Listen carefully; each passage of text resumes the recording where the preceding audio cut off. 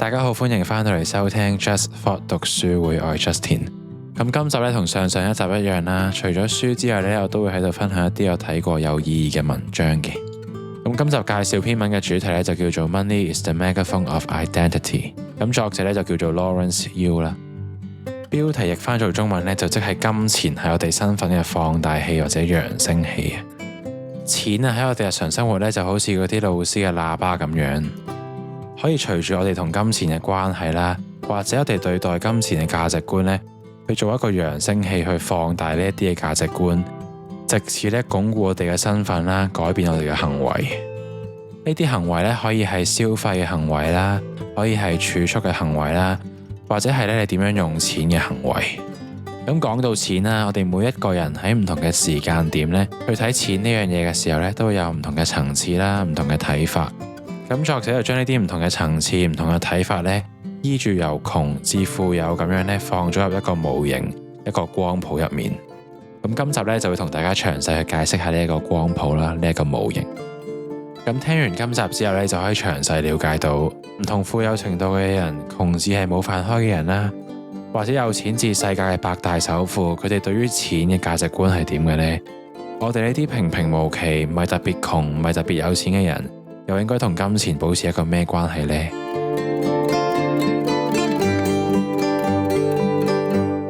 咁正如啱啱所講啦，我哋唔同人對於金錢嘅睇法咧，可以放入一個光譜入面嘅。咁所謂光譜咧，就可以幻想好似一條彩虹嘅顏色咁樣。佢唔係純粹紅、橙、黃、綠、青、藍、紫7隻顏色，而係紅同橙之間都有顏色啦，或者橙同黃之間都有顏色嘅。而我哋界定金錢嘅光譜咧，都分咗3個級別嘅，就好似條彩虹分咗3隻色咁樣啦。咁分別咧就係第一級別生存啦，第二級別自由啦，同埋第3級別權力啊。而所謂光譜啊，就係代表咧我哋可以企喺第一級別與第二級別之間啦，即係好似黃色與綠色之間啦。或者咧喺每一個級別咧都有再細分嘅細級別啦。例如咧我喺紅色入面咧係最低嘅深紅色。咁我哋而家咧就會由最低開始啦，由最貧窮嘅人開始，逐級咧去介紹呢一個光譜啦。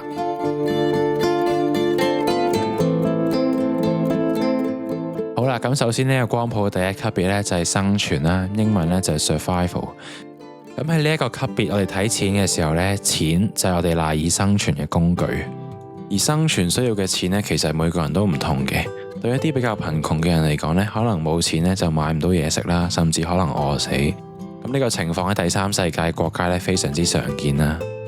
錢喺呢啲第三世界呢真係冇咗可以死㗎。咁去到下一個細嘅級別呢，呢啲人多咗錢啦，買到嘢食啦，係咪就唔會死呢？可以生存到呢？但係原來唔係㗎。喺地球每一個角落呢，最接近現實嘅情況呢，就好多流浪漢啊，好多人呢冇錢，令到佢哋無家可歸。例如喺香港咁樣啦，好少咧，你新聞聽到人話啊，有啲窮人咧餓死咗，咁但係咧就一定會見到街上面咧會有流浪漢，會有人無家可歸。咁雖然流浪街頭咧唔會好似飢餓咁樣令你即刻餓死，咁但係流浪街頭咧其實都會衍生其他嘅問題，例如可能係細菌啊、啲衛生情況啊，甚至係天氣咧影響到我哋生存。咁去到下一個細嘅級別啦，你嘅錢咧可以令你買樓或者租樓啦。可以令你買到一啲嘢食啦，亦都咧可以滿足到你日常生活嘅一啲必要基本開支。咁呢個級別咧，可能就係講緊一啲每個月會使晒佢哋人工嘅人啦。例如我每個月咧賺2萬蚊就使2萬蚊嘅啦。雖然咧可以滿足到基本嘅生活開支啦，但係咧就冇剩啦。咁隨住你再多啲錢啦，你就可以晉升下一個級別。多咗錢之後嘅你咧，唔會再喺月尾使晒嗰個月嘅人工啦。可能咧可以儲翻啲錢買下股票啊，做下投資咁樣。咁嚟個小總結先，呢個咧就係生存呢一個層級嘅4個小級別啦。分別咧由冇錢買嘢食啦，去到無家可歸啦，去到咧掹掹緊可以滿足到基本生活開支啦，最後咧就係每個月咧可以儲啲錢。咁而家要問嘅問題就係咧，我哋有錢去解決到生存嘅需要啦。我哋而家應該點樣做先至可以將我哋同金錢嘅關係推進去光譜嘅下一個級別呢？咁其實喺最低呢個層級，即係金錢換取生存嘅層級呢，好多人都係透過一份穩定嘅工作，或者係啲穩定嘅薪金咧去換取安全感㗎。咁但係咧，唔知大家有冇諗過一個問題？我哋到底要透過工作儲錢，儲夠幾多錢，先至可以完全唔使做嘢，唔使再依賴每個月出嘅糧去過活自己嘅人生呢？到底係100萬啦、500萬啦、1000萬啦，定係5000萬呢？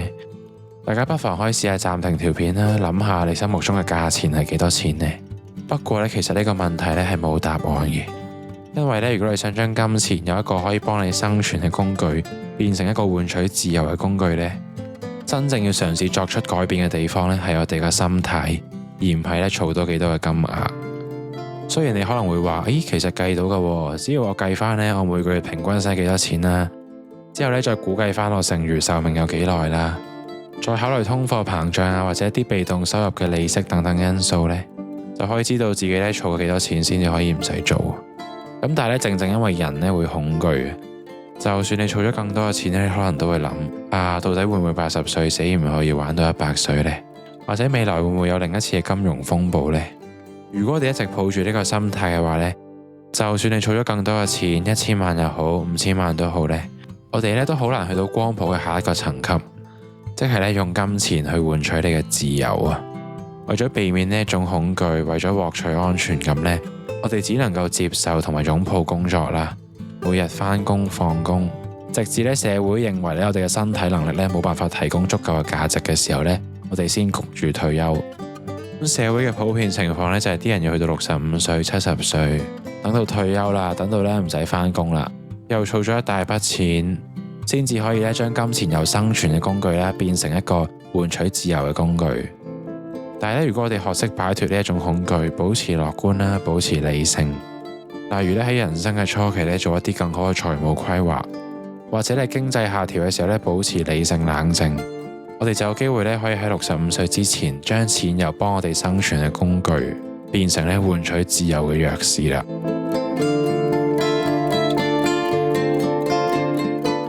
咁嚟到下一個層級，金錢可以換取自由嘅光譜入面呢，就分咗3個細級別啦。而最低嘅級別呢，我哋就叫做休閒自由啊。咁休閒自由對於大部分嘅人嚟講呢，就係透過做一啲冇意義或者唔中意嘅工作啦，嚟到換取一啲休閒啦、閒暇嘅時光啊。可能呢，你返嗰份工呢，一年有12日假期嘅，咁你就用緊1年嘅時間呢嚟到換取嗰12日嘅閒暇時光。而好多人呢，如果想做到完全嘅休閒自由呢，就要等到退休，就好似啱啱所講啦，等到呢，你真係唔使再做嘢啦。咁但係要做到退休呢，往往都需要花你3至40年嘅時間。所以呢，休閒自由呢係一個比較低標準嘅自由嚟嘅。而休閒自由再上一級呢，就叫做工作自由。要達到工作自由呢，就係當你終於明白到啦，終於意識到呢，其實工作嘅最終目的呢，唔係為咗退休，亦都唔係話為咗揾夠幾多錢呢，等你可以唔使做啦，等你環遊世界。你應該問下自己，假設錢唔再係一個問題嘅時候，你會做啲咩呢？你會唔會有啲興趣啊、目標啊或者理想想去實現呢？你會選擇做一樣嘢呢，係因為你真正享受嗰個過程啊。咁所以呢，你會日復一日咁去做。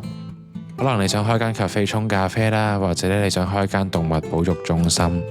而喺工作自由呢一個層級呢，你會發現原來我哋嘅生活呢，根本就唔需要好多錢去維持。假設你做緊一份你唔中意嘅工作，但係呢揾咗好多錢啦，咁之後呢，好可能你要花翻一部分嘅金錢呢去慰藉自己心靈，可能係買下嘢啊、食下嘢咁樣。如果唔係呢，你會有種感覺就係我做得咁辛苦，為乜呢？買少少嘢都買唔到。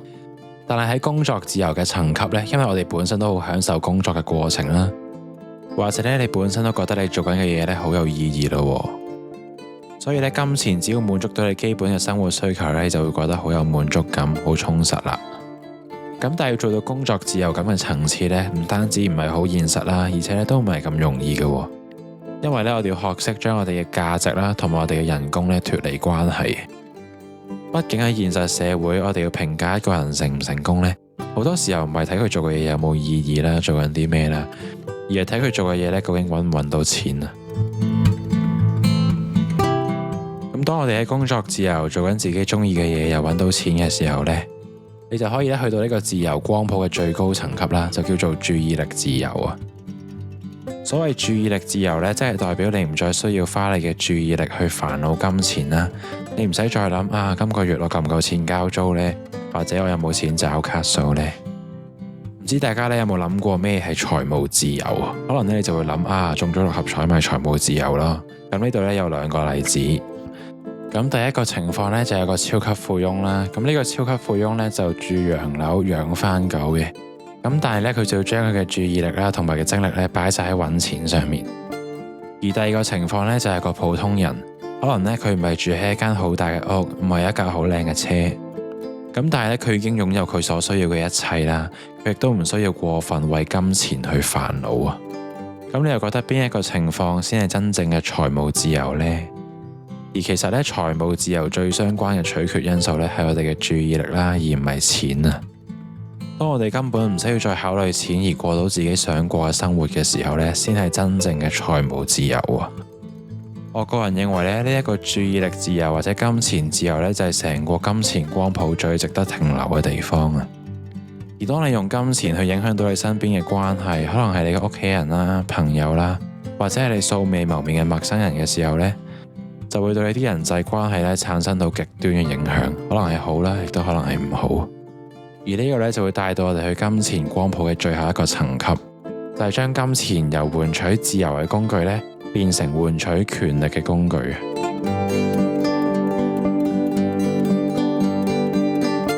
咁啱啱喺上一個層級呢，我哋已經有足夠嘅錢啦，唔需要再為錢煩惱。但係當你有更多嘅錢嘅時候呢，你就會想用金錢咧去換取權力。呢啲權力咧可以隨住你擁有嘅金錢咧拓展你嘅影響力，小至你家庭啦，大至你嘅社區或者呢個世界。咁我哋首先分析一下咧，當我哋用錢帶俾我哋權力去影響屋企人嘅情況啦。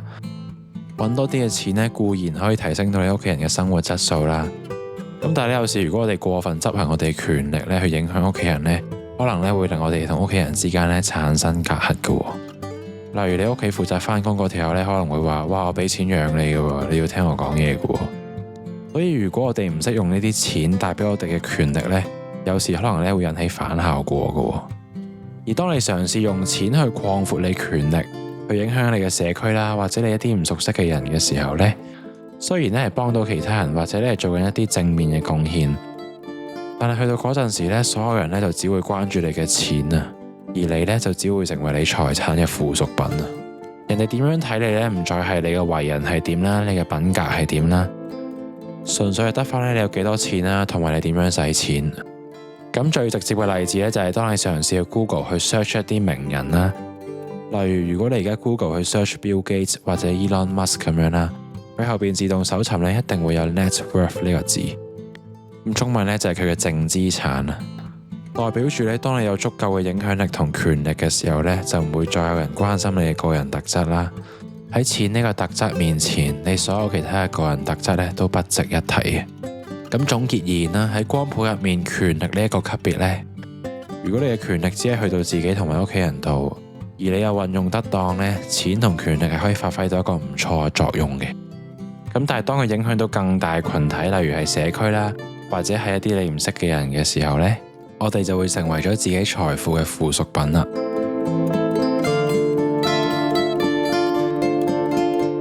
咁今集咧同大家分享咗一個我哋同金錢嘅關係嘅光譜啦。咁講到尾咧，其實我哋同金錢嘅關係咧，一切都係取決於我哋嘅視覺，我哋嘅心態。如果我哋以匱乏嘅視覺去睇呢個世界咧，無論你有幾多錢啦，金錢咧永遠都只係會放大呢一種匱乏感。就算你有幾多錢、幾多儲蓄都好咧，你都會覺得唔夠，覺得恐懼。相反，如果對你嚟講，自由先係最重要咧，就算你唔多錢都好咧，你都唔會覺得你人生係匱乏，係唔足夠。因為你最在乎嘅咧唔係有幾多錢，而係咧點樣去花你嘅時間去做一啲你享受嘅嘢。咁諗翻起咧，之前同大家介紹過嘅一本書叫做《致富心態》，作者咧係 Morgan Housel。咁佢其中一句咧就講到，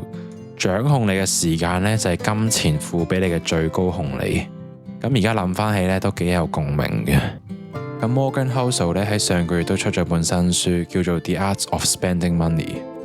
之後咧都會喺度同大家介紹一下。最後啦，如果你希望用錢去提升你嘅權力同影響力呢，錢就會順理成章咧令佢變成你影響其他人嘅工具。咁大家不妨可以諗下，你而家覺得你自己身處喺光譜嘅邊個位置呢？你嘅理想又係企喺光譜嘅邊一個位置呢？咁我自己呢，就冇咁大野心，冇咁大諗頭呢，話要透過錢點樣去影響社區，影響呢一個世界。我覺得最理想呢，就係透過做一啲自己中意做嘅嘢啦，去實行到工作自由啦，同埋注意力自由。唔知大家又點睇呢？不妨呢，可以喺下邊留言分享下你嘅諗法俾我知啊。咁今集時間呢，就差唔多啦。如果你都中意今集嘅內容呢，不妨讚好啦、訂閱或者分享俾你朋友。咁我哋呢，下集再見啦，拜。